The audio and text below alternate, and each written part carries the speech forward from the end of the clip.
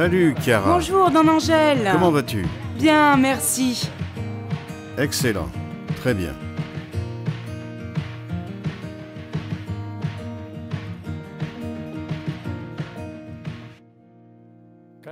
Très chère famille salésienne de Don Bosco, à la lumière de notre pédagogie et de notre spiritualité, nous voulons redécouvrir cette année la dimension laïque de notre charisme. Je veux dédier l'étrenne à vous tous, garçons et filles, parce que vous êtes la bonne levure qui fait croître et rend plus savoureux le pain de la famille humaine, le pain du royaume de Dieu. Et Jésus dit encore, « À quoi puis-je comparer le royaume de Dieu? Il est comparable au levain qu'une femme a pris et qu'elle a enfoui dans 3 mesures de farine, jusqu'à ce que toute la pâte est levée. Le levain travaille en silence. La fermentation se produit dans le silence, tout comme l'œuvre intérieure du règne de Dieu. »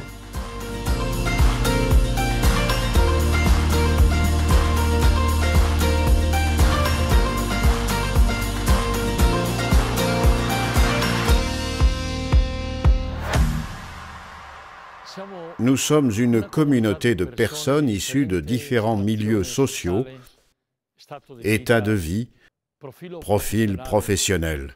Et notre travail est ici. Il est aujourd'hui. Le royaume de Dieu requiert notre collaboration. Mais il est avant tout l'initiative et le don du Seigneur. Notre œuvre faible, apparemment petite face à la complexité des problèmes du monde, si elle est insérée dans celle de Dieu, devient très forte et ne craint pas les difficultés. Nous pouvons donc dire que le royaume de Dieu est comme ceci, une petite réalité apparemment insignifiante, et qu'il faut être pauvre de cœur pour en faire partie. Et ne pas se fier à ses propres capacités, mais à la puissance de l'amour de Dieu. Ne pas agir pour être important aux yeux du monde, mais précieux aux yeux de Dieu qui préfère les simples et les humbles. Réalité, un royaume de Dieu qui germe dans le monde entre les lumières et les ténèbres. Une réalité vraie, filtrée, recherchée, rejetée. Nous l'aimons et il nous fait peur. Nous vivons ici.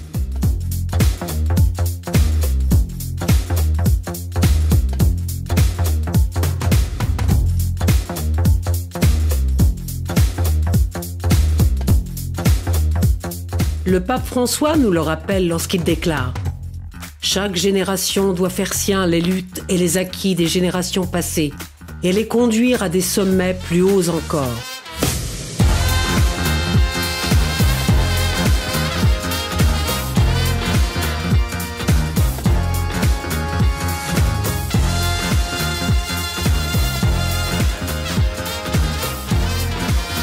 Le bien, comme l'amour également, la justice et la solidarité ne s'obtiennent pas une fois pour toutes. Il faut les conquérir chaque jour. Rappelons-nous, nous vivons ici.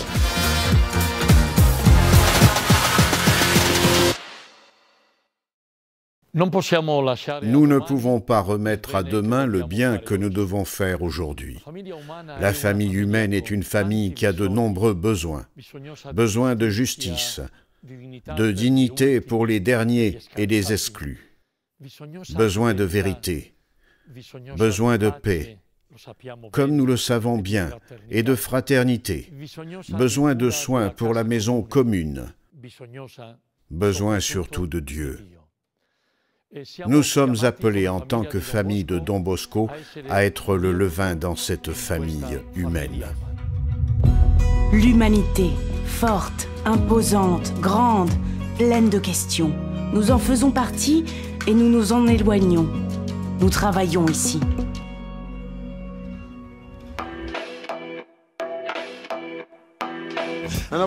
Je m'appelle Eric Ponce et je suis né à Ciudad Juárez et je viens d'une des régions les plus conflictuelles et violentes. Ma mère était passeuse, elle faisait traverser illégalement la frontière américaine. Mon père vendait de la neige et je ne parle pas de crème glacée.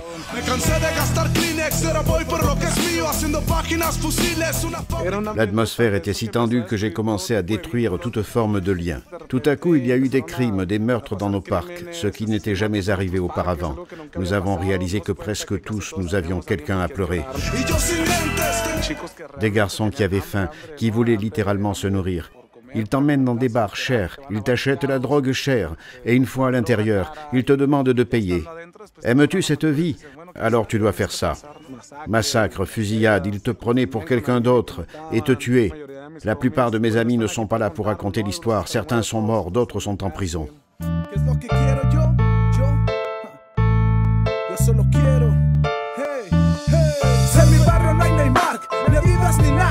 Seguir buscando a Dios para invitarlo a hacer un fit. Sonreír como un pequeño sin tener que darme un hit.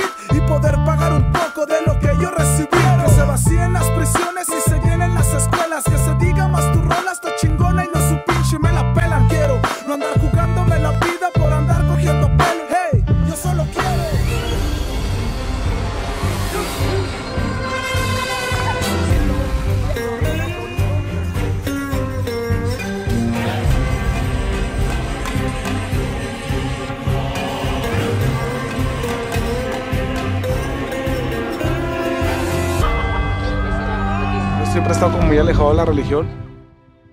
Je suis toujours resté loin de la religion, puis j'ai rencontré Juan Carlos Quirarte, qui représente le christianisme à un niveau humain et tangible. J'ai aimé sa philosophie et nous avons sympathisé, et j'ai découvert le pouvoir de cette religiosité. La capacité qu'il a quand il écrit des choses pour impliquer les exclus, pour utiliser Dieu comme un changement pour ces jeunes, pour moi c'est un symbole qui te fait respecter l'Église.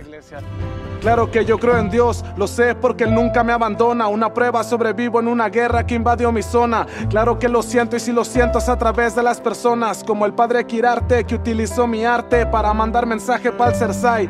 Él perdona al que ha pecado lo que me pudo enseñar. Un futuro pesos chicos no los vino a apedrear. Al contrario les dio sueños para que puedan progresar. Que la luz me lo acompañe donde quiera que la lucha Él vaya a continuar. Le but ultime de la mission de Don Bosco est, avec le salut de ces garçons, la transformation de la société. Sans les laïcs, comment y arriverons-nous? L'Église a besoin de laïcs et de la vision laïque pour parler le langage de l'humanité, pour vivre l'humanité. J'ai grandi dans la cour de l'oratoire salésien d'Andria. J'ai une dette de gratitude envers les Salésiens. Tout d'abord pour m'avoir accompagné dans toutes les étapes de ma croissance jusqu'à me faire venir ici, aujourd'hui, pour être le premier citoyen d'une grande réalité des Pouilles. Je suis reconnaissante pour la joie qu'ils m'ont donnée, pour leur patience, pour leur humilité, pour m'avoir accompagné même dans des processus de croissance difficiles, pour avoir été discret à mes côtés en me faisant comprendre ce que je pouvais vraiment faire de ma vie. Mais cette expérience ne s'est pas limitée à la cour de l'oratoire salésien. Là-bas, nous avons appris que nous devions être le sel de la terre. Là-bas, j'ai appris ce que signifie être le levain pour les autres. Là-bas, j'ai mûri le choix de m'essayer au difficile exercice de la démocratie et des leçons. Et aujourd'hui, avec cette écharpe tricolore, je ressens le poids d'une grande responsabilité. Celle d'essayer d'accompagner mon peuple sur le chemin de la renaissance, sur le chemin de la cohésion. J'ai choisi comme thème de mon mandat les personnes au centre, le soin des personnes en commençant par les plus petits. Don Bosco était si prévoyant. Il a compris qu'il devait être proche de ces garçons, qu'il devait humblement s'assurer qu'ils se sentent en sécurité, qu'ils sentent qu'ils sont dans un port où ils peuvent vraiment construire, même sur leur fragilité, la richesse et la beauté de leur vie. Don Bosco, les Salésiens, sont un espoir pour nous, pour beaucoup.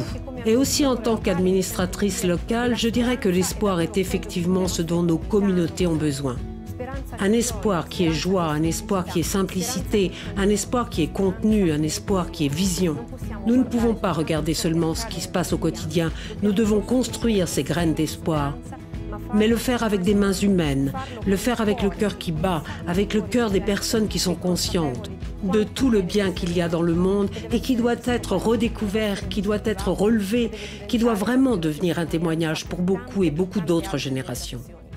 Merci aux Salésiens, merci aux jeunes du monde entier qui, autour du nom de ce saint, font le pari de communautés meilleures.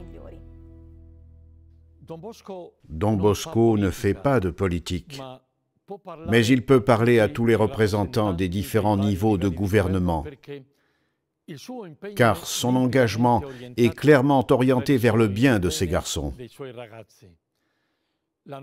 Notre voix commune peut trouver un accès et une oreille attentive bien au-delà des frontières confessionnelles si nous incarnons ensemble le même zèle aujourd'hui. Vivre pour Dieu signifie, je pense, avoir une attitude de recherche de tout ce qui est riche dans l'humanité, car seul ce qui est pleinement humain et divin peut être saint.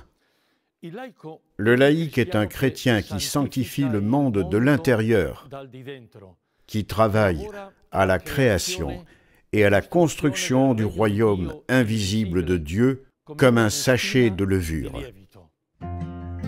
Sainteté, lointaine, rêvée, difficile, recherchée. Nous essayons et nous avons envie d'abandonner. Nous tombons, nous nous relevons et nous essayons à nouveau, ici. C'était le 24 juin 1855 et à l'oratoire, c'était une double fête. Un grand soleil pour le moins. Tout Turin honorait et célébrait le saint patron de la ville, mais c'était aussi l'onomastique de Jean Bosco. La veille, il a dit à ses garçons « Demain, vous voulez faire une fête et je vous en remercie. Pour ma part, je veux vous offrir le cadeau que vous désirez le plus. Alors chacun de vous prend une carte et écrit dessus le cadeau qu'il désire. Je ne suis pas riche, mais si vous ne me demandez pas le palais royal, je ferai tout pour vous faire plaisir. » Quand il lisait les cartes, Don Bosco trouvait des questions sérieuses et d'autres bizarres. Certains lui demandaient 100 kilos de nougat pour toute l'année, d'autres un chiot à la place de celui que j'ai laissé à la maison. Giovanni Roda, un ami de Dominique Savio, lui demande une trompette comme celle des Bersaglier, parce que je veux faire partie de la bande musicale. Sur la note de Dominique Savio, cependant, il n'a trouvé que 5 mots. « Aidez-moi à devenir un saint ». Et les temps ont changé, mais qui dirait une telle chose aujourd'hui? Cependant, une chose n'a pas changé. Pour être un saint, il faut avoir du courage. Nous avons la recette de la sainteté. Don Bosco nous l'a donnée. T'en souviens-tu? La gaieté, accomplir ses devoirs et faire du bien aux autres. Tout un programme sur la façon d'être du levain dans le petit espace où Dieu nous a plantés. Donc, nous pouvons et devons tous nous efforcer de parvenir à la sainteté. Sans vous, nous n'allons nulle part. Nous savons bien que Don Bosco, dès le début de sa mission au Val d'Occo, a impliqué de nombreux laïcs, amis et collaborateurs pour qu'ils puissent participer à sa mission auprès des jeunes. Il a immédiatement suscité le partage et la corresponsabilité de la part du clergé, des laïcs, des hommes et des femmes. C'est un point de non-retour, car c'est la seule voie viable aujourd'hui. Veux-tu des exemples de saints laïcs? Nous sommes à l'ombre d'un grand arbre, aux fruits magnifiques, de Don Bosco à nos jours. Nous pouvons penser à Zatti, Zefferino Namuncura et Laura Vicuña, Alberto Marvelli, Domenico Savio, Alessandrina d'Acosta, Attilio Giordani, les jeunes martyrs de Posnam, le jeune Bachir du Pakistan ou l'Indien Boy Bororo Simao et la bienfaitrice Dorothea de Chopitea. Maman Marguerite aussi, une belle figure de sainteté. Bien sûr, maman Marguerite, la sainteté d'à côté, la sainteté d'une mère qui a façonné le cœur de son fils bien-aimé Jean et qui a accompagné la naissance de notre charisme sans le savoir, de manière simple, en donnant sa vie, la vie qu'elle avait et qu'elle a laissée derrière elle. Et nous n'oublions pas Artemide Zatti, dans l'année de sa canonisation, il a vécu sa sainteté dans la dimension laïque, avec l'exercice de la charité dans un petit hôpital de village. Il est un exemple et un modèle de consécration à son peuple dans son travail quotidien, ayant Dieu comme source, motivation dans la foi et but de sa vie. Bien sûr, et l'un après l'autre, il nous montre comment continuer à travailler pour le royaume de Dieu et comment faire fructifier cette troisième mesure de farine. Je conclus, et je le fais avec cette certitude. Nous tous, consacrés, laïcs, hommes et femmes de notre famille salésienne, nous sommes engagés et nous voulons vivre avec une véritable passion éducative pour nos jeunes. Et cela parce que nous avons la certitude que le levain est justement l'évangile du Christ, le Seigneur.